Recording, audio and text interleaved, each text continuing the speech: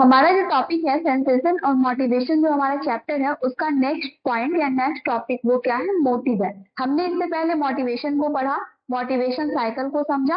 अब हम जानते हैं छोटा सा टॉपिक है मोटिव। मोटिव क्या होता है? मोटिव का हिंदी यहाँ पे अभिप्रेरक। तो मोटिव हम कहते किसको है, पहले हम ये जान लेते हैं।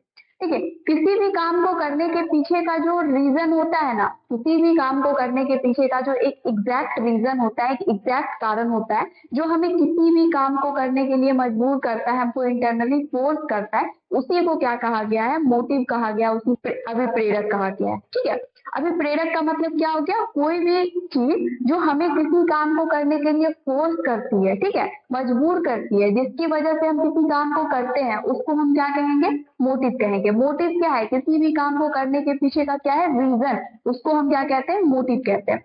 मोटिव या अभिप्रेरक को हम इस तरीके से भी डिफाइन कर सकते हैं कि मोटिव जो होता है, इसका जो उत्पत्ति है, इसका जो जन्म है वो किससे होता है, नीड से होता है। मोटिव और मोटिवेशन में कंफ्यूज नहीं होना है, ठीक है, दोनों आपस में कनेक्टेड है, लेकिन दोनों सेम नहीं है, लेकिन दोनों साथ साथ जरूर चलते हैं। ठीक है, अब आता है मोटिव। मोटिव का जो उत्पत्ति होता है, मोटिव का जो जन्म होता है वो किससे होता है, नीड से होता है। ठीक है, नीड, आवश्यकता से क्या होता है, मोटिव का जन्म होता है। और ये क्या करता है, ये हमारे बिहेवियर को, ये जो मोटिव होता है वो व्यक्ति के बिहेवियर को एक डायरेक्शन में, गोल डायरेक्टेड बिहेवियर बनाए रखने में मदद करता है। व्यक्ति को एक डायरेक्शन में काम करने के लिए मदद करता है। व्यक्ति के जो काम है उसमें क्या करता है, पर्पस ऐड करता है। वो ये सारा काम कौन करता है, मोटिव, ये सारा काम करता है। मोटिव क्या किया, किसी काम को इनिशिएट कर दिया, क्योंकि मोटिव किससे उत्पन्न हुआ, नीड से। अगर किसी व्यक्ति को किसी चीज की नीड हुई, तब अब क्या होगा कि उसका जो बिहेवियर होगा वो एक डायरेक्शन में होगा, उस डायरेक्शन में, जिससे उसका नीड क्या हो जाए, फुलफिल हो जाए। तो मोटिव क्या कर रहा है, किसी काम को स्टार्ट कर रहा है, उस डायरेक्शन में मान लीजिए उस दिशा में एक सोच है या फिर आपका एक कदम है, ठीक। लेकिन मोटिवेशन क्या होता है, उस जर्नी में कंटिन्यूस बना रहता है, जो आपको आपके उस जगह से, आपका जो गोल है उस तक पहुंचने तक वो क्या होता है, बना रहता है, वो आपको फोर्स करता है। ये एक इंटरनल फोर्स है मोटिव। आगे हम समझते हैं टाइप ऑफ मोटिव। मोटिव को जो है टू पार्ट में डिवाइड किया गया। इसके दो प्रकार होते हैं, एक इनबॉर्न मोटिव होता है और दूसरा एक्वायर्ड। इनबॉर्न, नाम से ही है, जो जन्म से ही व्यक्ति में मौजूद है, वैसे मोटिव को हम क्या कहते हैं, इनबॉर्न मोटिव कहते हैं। पहले हम इसको डिस्कस कर लेते हैं, फिर हम एक्वायर्ड की ओर चलेंगे। तो सबसे पहले आता है इनबॉर्न मोटिव। इनबॉर्न मोटिव क्या होता है, जो व्यक्ति में जन्म से मौजूद होता है मोटिव, उसको हम क्या कहेंगे, इनबॉर्न मोटिव। मोटिव का डेफिनेशन हमने क्या जाना था, मोटिव को हमने जाना कि उसकी जो उत्पत्ति है वो नीड से होती है, किसी प्रकार की आवश्यकता से उसकी उत्पत्ति होती है, किसकी, मोटिव की। और ये करता क्या है, ये हमारे बिहेवियर को जो होता है एक डायरेक्शन में, मतलब फोकस करता है, एक दिशा प्रदान करता है, एक डायरेक्शन की, चलो अब इसी डायरेक्शन में हमको क्या करना है, बिहेवियर करना है, जिससे क्या होता है, व्यक्ति का जो गोल है वो उसको मिल जाता है, एक पर्पस ऐड करता है उसमें। तो जैसे कि इसमें एग्जाम्पल दिया हुआ है, ये सारे इसके एग्जाम्पल है इनबॉर्न मोटिव के। हंगर है, थ्रस्ट है, सेक्स है, स्लीप है, रेस्पिरेशन है और एलिमिनेशन है। ये सारा क्या है, इनबॉर्न मोटिव है। अब देखिए, हमने कहा कि मोटिव की उत्पत्ति किससे होती है, नीड से होती है, आवश्यकता से होती है। और नीड को हमने किस तरीके से डिफाइन किया था, हमने कहा था जब किसी चीज की का जो है मात्रा बहुत ज्यादा हो जाए, जब किसी चीज की अधिकता हो जाए या किसी चीज की कमी हो जाए, लैक हो जाए, डेफिशिएंसी हो जाए, तो उस कंडीशन को हम क्या बोलते हैं, नीड कहते हैं। क्योंकि जब किसी चीज की कमी होगी तो उसको हम नॉर्मल लेवल में लाना चाहेंगे, और जब किसी चीज का अधिकता हो जाएगा, कोई चीज जरूरत से ज्यादा हो जाएगा, तो उसको हम क्या करेंगे, उसका लेवल हम क्या करेंगे, कम करना चाहेंगे, एक नॉर्मल लेवल में लाना चाहेंगे। इसी को हम क्या कह रहे थे, नीड कह रहे थे। तो यहाँ पे अगर इनबॉर्न मोटिव में हंगर और थ्रस्ट आ रहा है, तो यहाँ पे कंफ्यूज नहीं होना है इस बात को लेकर कि हंगर जो है भूख, भूख क्या है, भूख मोटिव है या नीड है। देखिए, हमने जाना है कि किसी भी चीज की डिफिशियंसी हो या किसी चीज की अधिकता हो, जरूरत से ज्यादा हो, दोनों कंडीशन को हम क्या करेंगे। अगर हमारे बॉडी में वाटर कम हो गया तो हमें पानी पीने की जरूरत होगी, मतलब पानी बाहर से लेने की जरूरत होगी। और अगर हमारे बॉडी में वाटर बहुत ज्यादा हो गया तो उसको हमें क्या करना होगा, यूरिनेशन के थ्रू एक्सक्रीट करने की जरूरत होगी। तो दोनों क्या है, दोनों कंडीशन में क्या हो रहा है, नीड उत्पन्न हो रहा है। और नीड से क्या उत्पन्न होता है, मोटिव। भूख क्या है, भूख अगर हम बोल रहे हैं हंगर, हंगर का मतलब क्या है कि हमारे सेल टिश्यू में क्या हो रहा है, उसके पास एनर्जी नहीं है, उसको एनर्जी किससे मिलता है, ग्लूकोज से मिलता है। तो हमारे बॉडी में ग्लूकोज की जो पोषक तत्व है उसकी क्या हो रही है, डेफिशिएंसी हो रही है। तो इस कंडीशन में क्या हो रहा है, हमको डिफिशियंसी हो रही है, नीड हो रही है, और नीड से ही कौन जन्म लेता है, कौन उत्पन्न होता है, तो मोटिव होता है। हंगर क्या है, मोटिव है। वो क्या करेगा, इस नीड को फुलफिल करने के लिए इस डायरेक्शन में व्यक्ति का जो बिहेवियर है उसको क्या करेगा, एक डायरेक्शन में जाने के लिए बोलेगा। ठीक है, इस नीड से ही क्या हो रहा है, हंगर उत्पन्न हो रहा है, उसको हम एक नाम दे रहे हैं हंगर। और हंगर क्या हो गया, इनबॉर्न मोटिव कहलाया। हंगर इनबॉर्न मोटिव इसलिए कहलाया क्योंकि ये जन्म से किसी व्यक्ति में प्रेजेंट है।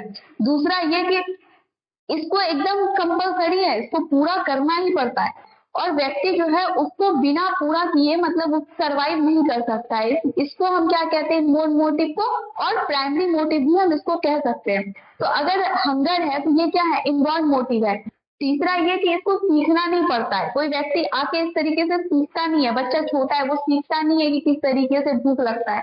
ठीक है, तो इसको व्यक्ति को क्या होता है, अपने सोसाइटी से या अपने एक्सपीरियंस के थ्रू इसको सीखना नहीं पड़ता है। तो ये सारा क्या है, हमारा इनबॉर्न मोटिव है। ये समझ में आ गया।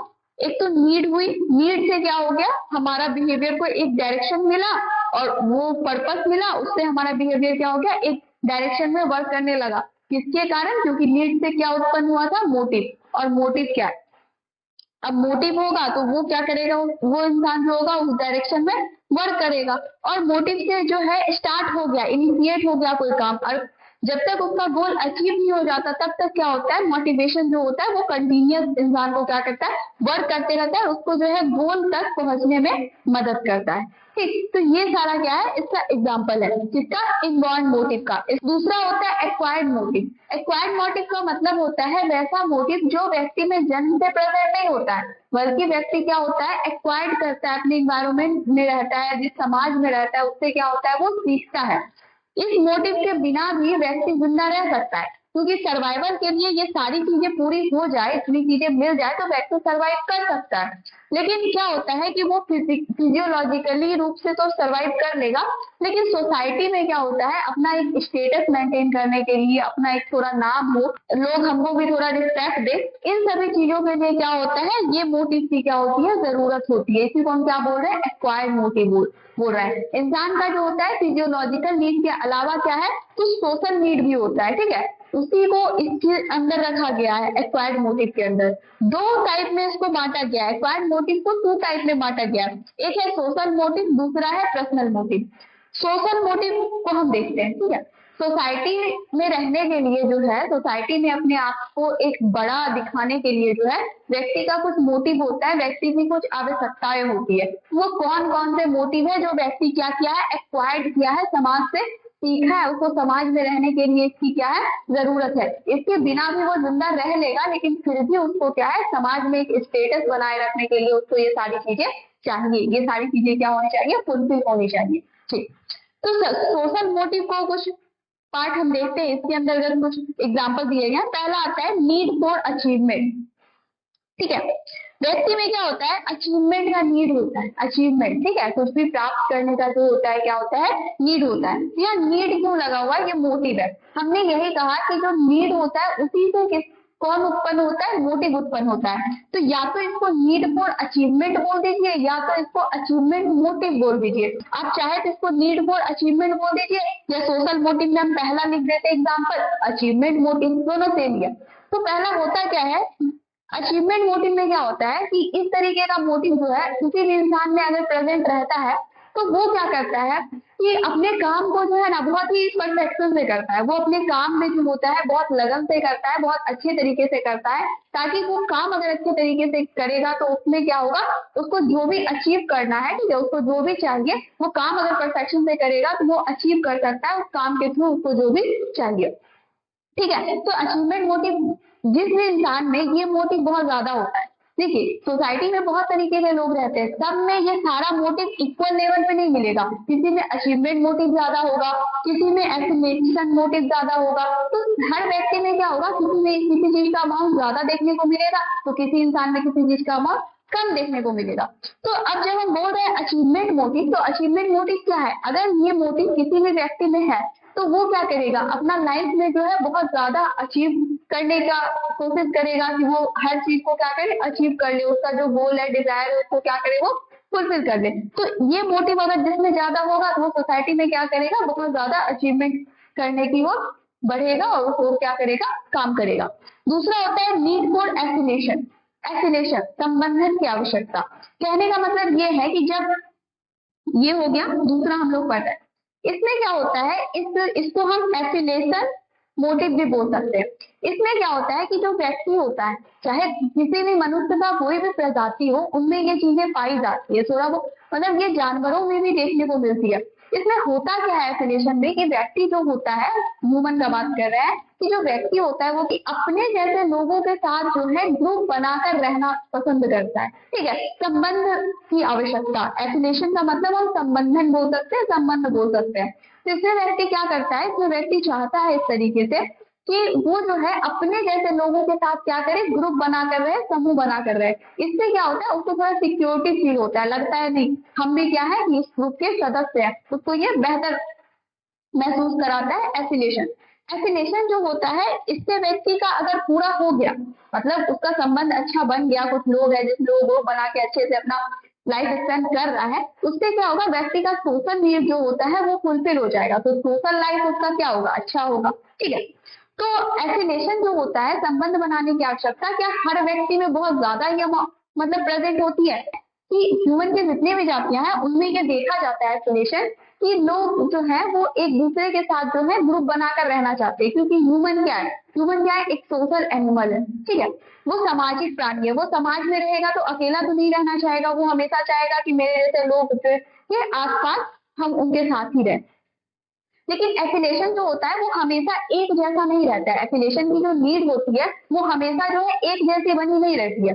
जैसे कि अभी मान लीजिए किसी इंसान को क्या हमेशा एफिलिएशन की जरूरत होती है, तो देखिए एफिलिएशन की जरूरत तो होती है, वो इंसान इस तरीके का काम करता भी है, लेकिन क्या है कि कभी ये एफिलिएशन किसी में ज्यादा देखने को मिलता है तो कभी कम देखने को मिलता है। ये उसके आसपास के इन्वायरमेंट और सिचुएशन पे डिपेंड करता है कि कोई भी इंसान कितना ज्यादा संबंध बनाएगा, एफिलिएशन उसमें प्रेजेंट होगा और कितना नहीं प्रेजेंट होगा। तो ज्यादातर देखा गया है कि अगर कोई व्यक्ति बहुत ज्यादा परेशान हो, बहुत ज्यादा एंजाइटी में हो, उसका इन्वायरमेंट बहुत ज्यादा अभी अपोजिट चल रहा हो, बहुत परेशानी में हो, तो उस कंडीशन में क्या होता है, उस सिचुएशन में क्या होता है कि नीड फॉर एफिलिएशन जो होता है व्यक्ति में ज्यादा देखने को मिलेगा। लेकिन वही सब कुछ ठीक ठाक चल रहा तो उतना ज्यादा जो है इस चीज को लोग बढ़ाने का बारे में जो है एफिलिएशन मतलब इस चीज को और ज्यादा बढ़ाने के बारे में उतना ध्यान नहीं जाता है, लोग सब उतने में क्या होते हैं, खुश रहते हैं। लेकिन अगर कुछ सिचुएशन क्रिटिकल आया, तो सिचुएशन अपोजिट आया, तो उसमें क्या होता है, ये नीड क्या हो जाता है, बहुत ज्यादा इंक्रीज हो जाता है।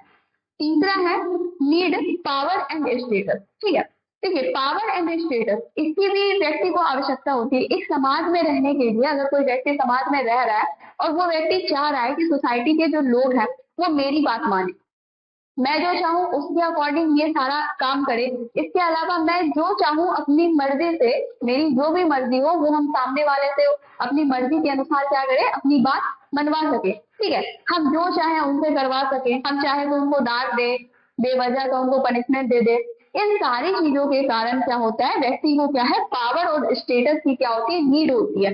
व्यक्ति में ये सारी चीजें पहले उत्पन्न होता है, क्या उसको इस तरीके के थॉट आते हैं, वो ऐसा सोचता है व्यक्ति कि सोसाइटी में अगर मेरे पास पावर और स्टेटस रहा तो हम जैसे चाहे उस तरीके से जो है लोग हमारे कंट्रोल में रहेंगे और हम जिस तरीके से चाहे उनको अपने अकॉर्डिंग क्या करा सकते हैं, काम करा सकते हैं। अब काम चाहे अच्छा हो या बुरा हो वो उस इंसान पे डिपेंड करेगा जिसके हाथ में पावर है। सोसाइटी के अंदर जो इंसान है उसके जिसके पास ये पावर है वो किस तरीके का काम है सामने वाले से कराता है, वो उस पर डिपेंड करेगा। लेकिन कराना उनका जो मकसद होता है वो इसी तरीके का रहता है।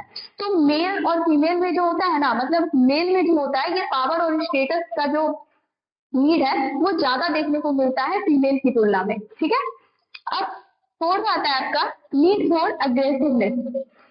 अब इसमें क्या होता है कि व्यक्ति जो होता है, कोई भी व्यक्ति जो है वो दूसरे व्यक्ति को क्या फिजिकली रूप से या वर्ड के थ्रू हार्म पहुंचाने की कोशिश करता है, उसको नुकसान पहुंचाने की कोशिश करता है। ये जो है, ये जो नीड है, ये चीजें प्रेजेंट होती है कि अगर हम लोग ऐसा देखें तो एक व्यक्ति सामने वाले व्यक्ति को जो है ना हमेशा या तो कुछ बोल के या तो उसको फिजिकली रूप से कुछ नुकसान पहुंचा के, मतलब सामने वाले को जो है हमेशा क्या करेगा, नुकसान पहुंचाने की कोशिश करेगा। उसी को हम क्या कहते हैं, नीड फॉर अग्रेसिवनेस। तो जो सिगमंड फ्रॉइड है उन्होंने इनको जो है अग्रेसिवनेस को जो है उन्होंने कहा इनबॉर्न मोटिव है, मतलब ये जो है व्यक्ति में जन्म से ही प्रेजेंट होता है कि व्यक्ति सामने वाले को या तो बोल के या तो फिजिकली रूप से क्या करे, हार्म पहुंचाने की कोशिश करे।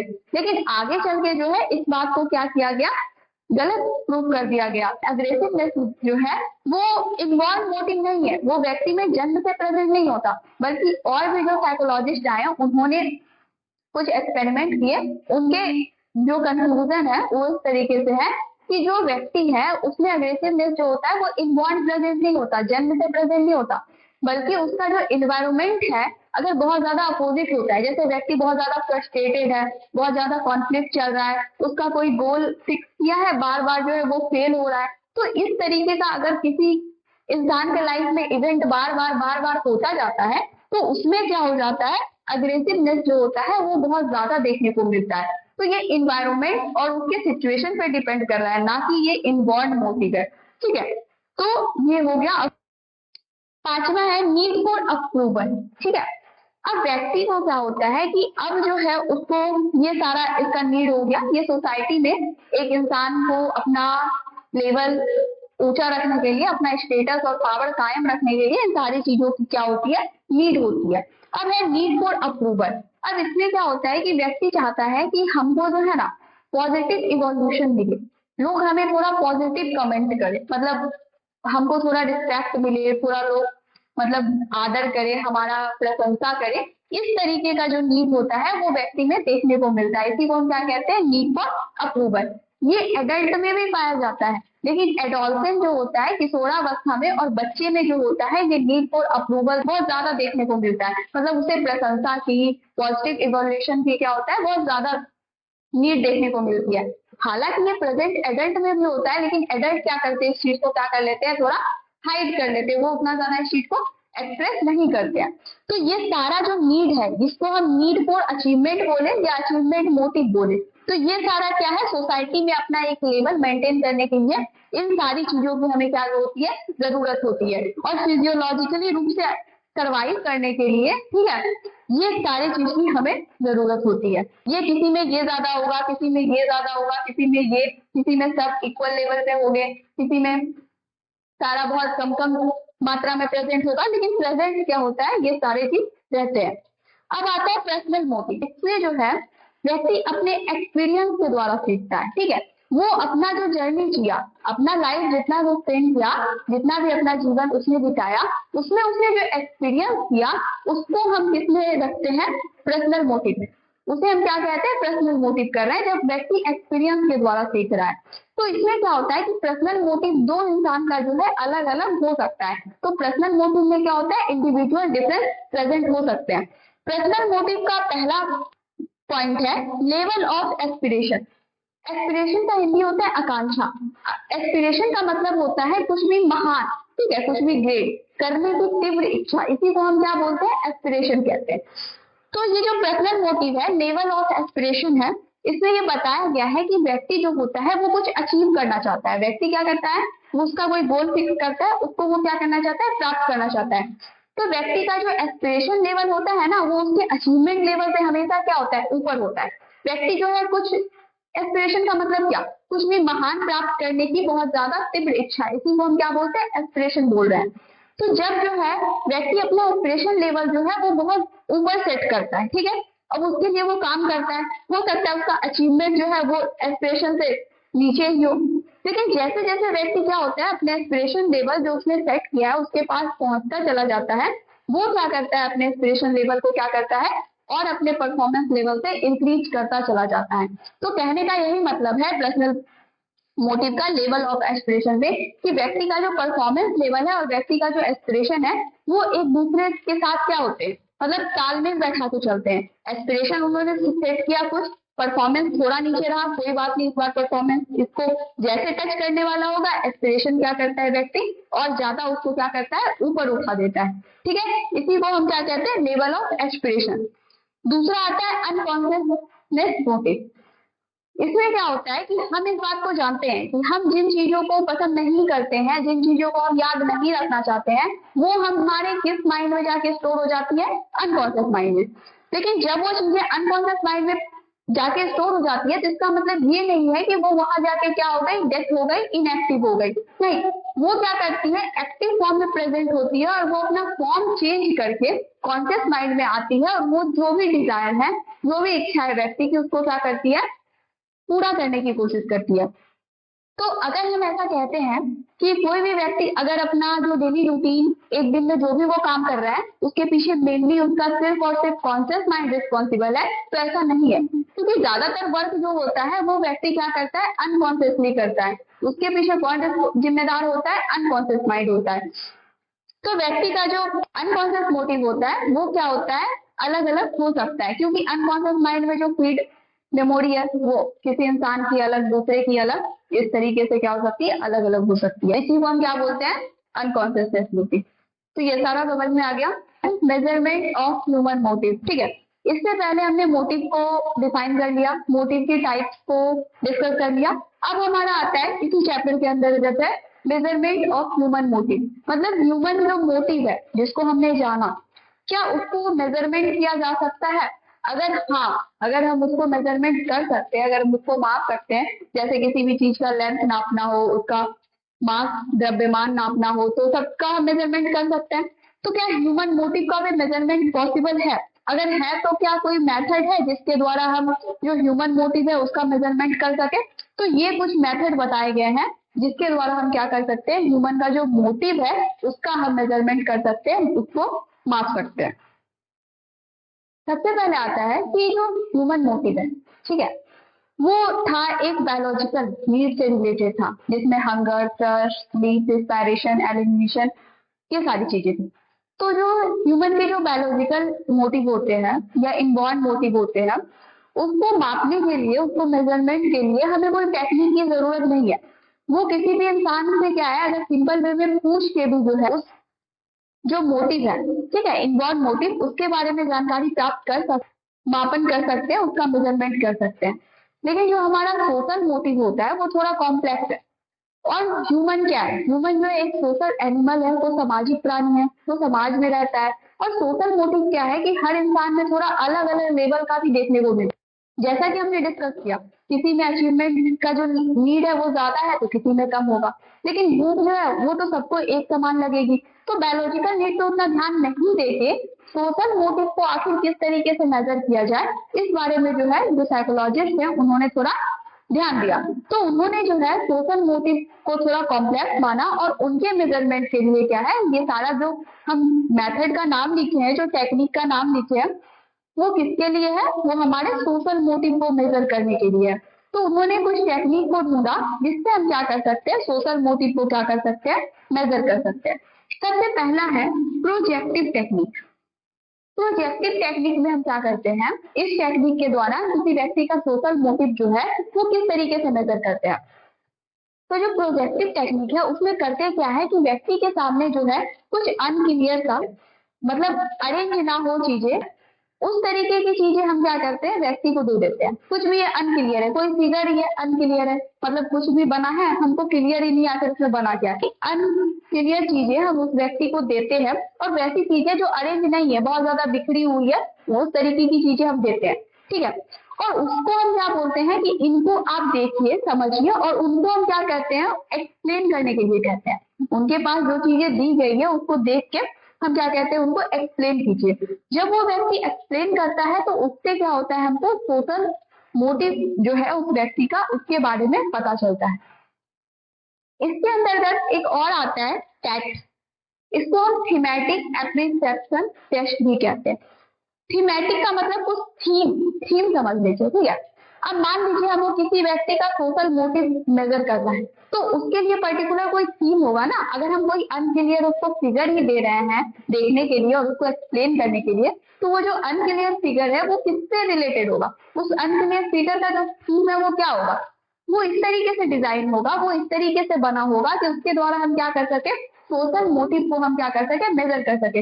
इसका मतलब अगर हम मेजर करें, इसका मतलब ये थोड़ी है कि हम कोई भी फिगर किसी भी इंसान के सामने रख दिए, नहीं, वो उसी तरीके से डिजाइन होता है कि उससे उस व्यक्ति का क्या हो, सोशल मोटिव के बारे में क्या हो, हमें पता चले। नहीं तो अगर हम कुछ भी उसको दे देंगे और वो कुछ भी बोलते चला गया, हमको तो पता ही नहीं चलेगा कि ये क्या बोल के चला गया। सोशल मोटिव था, पर्सनल था, इनबॉर्न था, एक्वायर्ड था, क्या था। ठीक, तो टेट में जो है थीमेटिक एप्रिसिएप्शन टेस्ट, इसमें हम क्या करते हैं, व्यक्ति को उसी तरीके से, ये यही है सेम चीज है, प्रोजेक्शन मेथड के अंदर ही है। इसमें हम क्या कर रहे हैं, इसको एक व्यक्ति को जो है हम कुछ चीजें दे रहे हैं, उसी तरीके से अनक्लियर है, अरेंज बिल्कुल भी नहीं है, वो चीजें हम दे के उनको बोल रहे हैं कि आप इसको क्या करिए, कहानी सुनाइए, इस पे आप कहानी लिखिए, इस पे आप क्या करिए, कहानी बताइए। इसको देख के आपको जो भी लग रहा है उसको कहानी के फॉर्म में आप बता दीजिए। तो जब वो व्यक्ति ऐसा करता है, उसको कहानी के फॉर्म में बताता है, तो उससे क्या होता है, उस व्यक्ति के सोशल मोटिव के बारे में हमको पता चलता है। उसका हम क्या करते हैं, मेजरमेंट करते हैं कि आखिर इसमें किस तरीके का सोशल मोटिव ज्यादा है, ठीक है, किस तरीके का सोशल मोटिव प्रेजेंट है, अमाउंट जो है इस व्यक्ति में ज्यादा है। दूसरा आता है हमारा क्वेश्चनायर मेथड, ये तो नाम से ही क्लियर है। इसमें हम व्यक्ति से क्या कहते हैं, उसी तरीके से क्वेश्चन पहले से डिजाइन होते हैं और उस क्वेश्चन को क्या किया जाता है, उस व्यक्ति से पूछा जाता है और व्यक्ति को जो होता है हाँ या ना में उसका आंसर देना होता है। इस मेथड के द्वारा जो है हम व्यक्ति का सोशल मोटिव क्या कर सकते हैं, मेजर कर सकते हैं। तीसरा है सिचुएशनल टेस्ट। सिचुएशनल टेस्ट में क्या होता है कि व्यक्ति का जो है, मतलब कोई एक सिचुएशन क्रिएट किया जाता है, उस व्यक्ति को क्या किया जाता है, उस सिचुएशन में भेज दिया जाता है, जाने दिया जाता है, ठीक है। अब वो व्यक्ति उस सिचुएशन से किस तरीके से बाहर निकलता है, वो सिचुएशन में किस तरीके से रिस्पॉन्स देता है, इसके बेसिस पे क्या होता है, उनके सोशल मोटिव को क्या किया जाता है, मेजर किया जाता है, उनके सोशल मोटिव के बारे में क्या होता है, जानकारी प्राप्त की जाती है। चौथा है एनालिसिस ऑफ हिस्टोरिकल इवेंट। मान लीजिए कोई ऐसा व्यक्ति है जो अभी जीवित है, ठीक है, अभी वो जिंदा है, तो उसको हम क्या कर सकते हैं, उसको हम ये सारे मेथड के थ्रू हम क्या कर सकते हैं, उससे हम उनके सोशल मोटिव को हम जान सकते हैं। लेकिन अगर कोई व्यक्ति जो है वो उसकी मृत्यु हो गई है, अब कोई राजा था या कोई बहुत बड़े सम्राट थे, उनके बारे में हमको जानना है कि उनमें जो सोशल मोटिव था वो किस तरीके का था, उसमें कौन से सोशल मोटिव प्रेजेंट थे और कौन वाला जो सोशल मोटिव है वो सबसे ज्यादा मात्रा में प्रेजेंट था। तो ऐसे में क्या होगा, अब तो उनकी मृत्यु हो चुकी है, तो उस कंडीशन में हम क्या करेंगे कि जो हिस्टोरिकल इवेंट है, ठीक है, वो जो राजा था जिसके बारे में हमको जानना है कि उसमें कौन से सोशल मोटिव प्रेजेंट है, उन्होंने अगर कोई बुक लिखा हो स्टडी करेंगे, अगर उन्होंने कोई स्पीच दिया हो तो हम उनकी स्पीच को बार बार सुनेंगे, अगर उन्होंने कोई लेटर लिखा हो तो उसके लेटर बार बार पढ़ के जो है उसमें हम जानने की कोशिश करेंगे कि कौन सा जो सोशल मोटिव है वो बहुत ज्यादा एक्सप्रेस हो रहा है इन सारी चीजों में, ठीक है। इस द्वारा हम क्या कर सकते हैं, इस प्रोसेस के थ्रू हम उन लोगों एनालिसिस कर सकते हैं, उन लोगों का भी जो सोशल मोटिव है उनका क्या कर सकते हैं, हम मेजरमेंट कर सकते हैं। तो ये क्या था, measurement of human motive model, ठीक है। मैस्लो ने जो है हमारे नीड के अकॉर्डिंग, चाहे हमारी फिजियोलॉजिकल नीड हो, पर्सनल हो, सोशल हो, ये जो हमारी नीड है इसके अकॉर्डिंग क्या किया गया, उन्होंने क्या किया, एक सीधी एक लैडर के फॉर्म में हमारी नीड को उन्होंने क्या किया, रिप्रेजेंट किया। जैसे कि सिगमंड फ्रॉइड किस तरीके से वो माइंड को, ब्रेन को और सब कॉन्शियस, अनकॉन्शियस और कॉन्शियस माइंड को रिप्रेजेंट किया, उसी तरीके से जो मॉस्ले हैं उन्होंने क्या किया कि जो हमारा नीड है उनको उन्होंने क्या किया, एक लैडर के फॉर्म में, एक सीढ़ी के फॉर्म में उन्होंने एक मॉडल प्रेजेंट किया, उन्होंने हमारे नीड को अरेंज करके दिखाया है। सबसे पहले जो है इस सीढ़ी में हम नीचे से ऊपर की ओर चलते हैं, तो सबसे पहला जो है और सीढ़ी का जो सबसे निचला हिस्सा है उसमें उन्होंने क्या किया, physiological need, food, water and sex, जो व्यक्ति का फिजियोलॉजिकल नीड है उसको उन्होंने क्या किया, सीढ़ी का जो सबसे पहला स्टेप है, ठीक है, उसमें उन्होंने रखा। उन्होंने कहा कि जो फिजियोलॉजिकल नीड है उसको पूरा किए बिना व्यक्ति जो है वो सरवाइव नहीं कर सकता है, व्यक्ति का जो जिंदा रहना है वो क्या है, इम्पॉसिबल है, ठीक है, व्यक्ति जिंदा रह ही नहीं सकता है जब तक उसकी फिजियोलॉजिकल नीड पूरी ना हो। तो उन्होंने सबसे पहले किसको लिखा है, इस मॉडल में सबसे पहले जो है किस तरीके की नीड को उन्होंने रिप्रेजेंट किया है, वो क्या है, फिजियोलॉजिकल नीड। उन्होंने कहा कि जब व्यक्ति का फिजियोलॉजिकल नीड पूरा हो जाता है तभी वो अदर नीड, चाहे वो सोशल नीड हो, उसकी तरफ वो इंसान आगे बढ़ता है। लेकिन जब तक इंसान का फिजियोलॉजिकल नीड ही पूरा नहीं होगा तब तक वो आगे जो है सीढ़ी का जो आगे वाला स्टेप है उसकी ओर वो इंसान क्या होगा, आगे नहीं बढ़ेगा। तो सबसे पहले और सबसे जरूरी क्या है, व्यक्ति का फिजियोलॉजिकल नीड। अगर जिसका फिजियोलॉजिकल नीड पूरा होगा ही नहीं वो लाइफ टाइम क्या होगा, इसी में अटका रहेगा, इसी में अपना किस तरीके से खाना है, इसी में क्या होगा, वो इंसान अपना लाइफ पूरी तरीके से बिता देगा। तो फिजियोलॉजिकल नीड का पूरा होना बहुत जरूरी है इस सीढ़ी में आगे की ओर बढ़ने के लिए, क्योंकि जब इंसान इससे फ्री होगा तभी तो वो अगला स्टेप बढ़ाएगा, जब उससे फ्री होगा तभी तो वो आगे बढ़ेगा। तो ऐसे करते करते इंसान जो है वो इसका जो हाईएस्ट, जो इसके टॉप पर है वहां तक वो व्यक्ति पहुंचेगा। लेकिन अगर वो फिजियोलॉजिकल नीड में ही अटका हुआ है, उसका वही पूरा नहीं हो रहा, तो वो इस सीढ़ी में क्या होगा, इसकी ओर क्या होगा, आगे नहीं बढ़ेगा, इस सीढ़ी में जो है ऊपर की ओर वो इंसान नहीं चलेगा। अब आता है दूसरा, इसमें पहला आ गया हमारा फिजियोलॉजिकल नीड। तो जब व्यक्ति का फिजियोलॉजिकल नीड पूरा हो जाता है तो दूसरा स्टेप जो है उन्होंने अपने मॉडल में बताया है कि व्यक्ति जो है सेफ्टी और सिक्योरिटी और स्टेबिलिटी की जरूरत होती है। इस चीज की नीड व्यक्ति में उत्पन्न होती है। जब उसको भोजन, खाना, पानी ये सब मिल गया, अब व्यक्ति को क्या चाहिए, उसको थोड़ा सिक्योरिटी चाहिए, उसको सेफ्टी चाहिए, एक स्टेबिलिटी चाहिए, उसकी व्यक्ति को क्या होती है, जरूरत होती है। उसके लिए क्या है, व्यक्ति को किस चीज की जरूरत है, व्यक्ति जो होगा वो घर बनाना चाहेगा, घर उसको क्या करेगा, सिक्योरिटी देगा। इसके अलावा कोई जॉब या बिजनेस, कोई काम, ताकि उसका जो फिजियोलॉजिकल नीड है वो क्या हो, पूरा होता रहे, उसको जो है पैसे की दिक्कत नहीं हो, और वो पैसा या जो जॉब है या जो काम है व्यक्ति कर रहा है वो उसको क्या करेगा, एक तरीके से सिक्योरिटी प्रोवाइड करेगा। तो ये जब फिजियोलॉजिकल नीड पूरी हो जाती है तो व्यक्ति इसके बारे में सोचता है, सेफ्टी, सिक्योरिटी और स्टेबिलिटी के बारे में। तीसरा आता है बिलोंगिंग एंड लव नीड। ठीक है, बिलोंगिंग और लव नीड में क्या होता है कि जो व्यक्ति होता है वो, अब जब ये दोनों चीज पूरा हो गया तो व्यक्ति क्या चाहता है, थोड़ा संबंध बनाने की कोशिश करता है, थोड़ा रिलेशन मेंटेन करने की कोशिश करता है सोसाइटी के लोगों के साथ। स्कूल में क्या है, बहुत सारे लोग वहां पे प्रेजेंट है, ठीक है, तो स्कूल में या फिर कोई पॉलिटिकल पार्टी है उससे वो कनेक्ट होता है, कोई रिलीजियस ग्रुप है उससे वो जाके जुड़ता है। क्यों?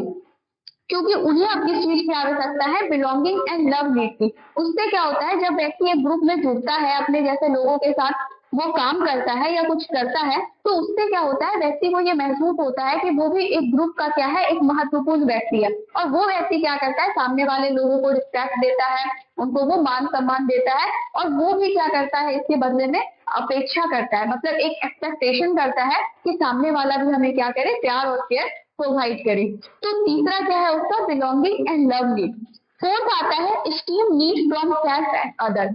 अब क्या होता है, व्यक्ति जो होता है वो थोड़ा प्रशंसा चाहता है, मतलब जो हमारा स्टेटस है, मतलब सोसाइटी में हमारा स्टेटस थोड़ा ऊंचा हो, थोड़ा पावर हो, जिसके कारण क्या हो, लोग हमारी थोड़ी प्रशंसा करें, हम पॉजिटिव इवोल्यूशन दे। उसके बाद क्या होता है, व्यक्ति में ये सारी चीजें उत्पन्न होती है। अब व्यक्ति का जो नीड है, सबसे ऊपर वाला और सबसे आखिरी है नीड फॉर सेल्फ एक्चुअलाइजेशन। जब व्यक्ति का ये सारा नीड फुलफिल हो जाता है ना, तो ये जो सीढ़ी का हमारा टॉप है, ये लैडर का जो ये टॉप है, उस तक व्यक्ति पहुंचता है, और वो नीड होती है need for self actualisation. Self actualisation का हिंदी होता है आत्मसिद्धि। मतलब व्यक्ति को किस चीज की आवश्यकता होती है, अपने आप को जानने की। आत्मसिद्धि का मतलब है अपने आप को जानना, अपनी योग्यताओं को जानना, आपकी क्या एबिलिटी है इस बारे में जानना, ताकि आप उसके अकॉर्डिंग क्या कर सको, काम कर सको। जैसे एक क्वेश्चन होता है ना, हु एम आई, ये बहुत ज्यादा है कि मतलब हु एम आई हमको जो है डिस्कवर करना चाहिए, तो वही है ये सेल्फ एक्चुअलाइजेशन। यहाँ व्यक्ति क्या करता है, हु एम आई को ही क्या करता है, फाइंड करता है, इसको क्या करता है, डिस्कवर करने की कोशिश करता है। ठीक है, या तो व्यक्ति उस चीज को डिस्कवर करता है, और फिर व्यक्ति अगर उस चीज को डिस्कवर करने में जो है वो सक्सेस मिल जाता है उसको, अगर वो डिस्कवर कर लेता है तो वो उसी डिस्कवर की हुई चीजों के अकॉर्डिंग क्या करता है, वो काम करे। तो इसमें क्या हुआ, सेल्फ एक्चुअलाइजेशन, खुद के बारे में जानना, खुद के एबिलिटी के बारे में जानना, इसी को किसमें रखा गया, सेल्फ एक्चुअलाइजेशन में। ये जो है ये सबसे टॉप पे रखा गया है इसको। मतलब हर व्यक्ति जो है यहाँ तक नहीं पहुंच पाता है, ठीक है, व्यक्ति जो है यहीं पे उलझा रह गया, कोई यहाँ तक, मतलब क्या है कि प्रत्येक व्यक्ति जो है वो लास्ट जो है टॉप तक जो है सीढ़ी के नहीं पहुंच पाता है। अगर किसी के लाइफ में कुछ इस तरीके का इवेंट हुआ जिसके कारण उसको एक थोड़ा डायरेक्शन मिला, तभी वो व्यक्ति सेल्फ एक्चुअलाइजेशन तक पहुंचता है। नहीं तो प्रत्येक व्यक्ति जो है यहाँ ये तो करेगा, ये करेगा, चलो बहुत हुआ, यहाँ तक पहुंचा, लेकिन हर व्यक्ति जो है सेल्फ एक्चुअलाइजेशन वहां तक नहीं पहुंच पाता है। ठीक है, लेकिन जो व्यक्ति यहाँ तक पहुंच गया उसको फिर क्या होता है, बहुत ज्यादा एंजाइटी, फियर, इन सब से क्या हो जाता है, व्यक्ति मुक्त हो जाता है। उसको ये सारा जो भय है, चिंता है, डर है, ये सारा चीज से क्या होता है, वो मुक्त हो जाता है। उसको ये चीज उतना ज्यादा जो है इफेक्ट नहीं करता है, वो सारी चीजें उसको प्रभावित नहीं करती है। तो मोस्टली जो है उन्होंने क्या कहा कि ये जो आपकी 5 चीजें हैं, उन्होंने सारे नीड को इसी मॉडल में उन्होंने बांट दिया है, और उन्होंने नीचे के जो 2 है एक आपका फिजियोलॉजिकल और दूसरा सेफ्टी। उसमें उन्होंने उन्हें लोअर लेवल नीड कहा, मतलब ये निम्न स्तर का जो है हमारी आवश्यकता हो, तो ये दोनों है। और उन्होंने जो है इन तीनों को मिला के क्या कहा, हाई लेवल नीड, मतलब ये तीनों जो है क्या है, उच्च स्तर की आवश्यकता है। उन्होंने ये कहा कि जरूरी नहीं है कि ये जो हमारा नीड का जो है एक मॉडल बनाया गया है उसमें हर व्यक्ति जो है यहाँ से लेके यहाँ तक पहुंच जाए, ये बिल्कुल जरूरी नहीं है। अगर व्यक्ति की कोई नीड पूरी नहीं होगी तो वो इंसान क्या करेगा, उसी को पूरा करने की कोशिश करेगा और वहीं पे घूमता रहेगा। ठीक है, तो अगर मान लीजिए किसी का फिजियोलॉजिकल या सेफ्टी नीड पूरी हो भी गई तो ये जरूरी नहीं है कि वो नीड को सेल्फ एक्चुअलाइजेशन तक पहुंचेगा ही पहुंचेगा, ये बिल्कुल भी जरूरी नहीं है। ये था हमारे मोस्ले का जो है मॉडल, जिसमें उन्होंने नीड को इस तरीके से डिफाइन करके और अच्छे से अरेंज करके समझाया है। ये समझ में आ गया? ठीक है, थैंक यू। ये हमारे चैप्टर का जो है ये लास्ट पॉइंट था। अब हमारा चैप्टर सेंसेशन और मोटिवेशन जो है यहीं तक है, ये लास्ट लेक्चर था। ठीक है, थैंक यू।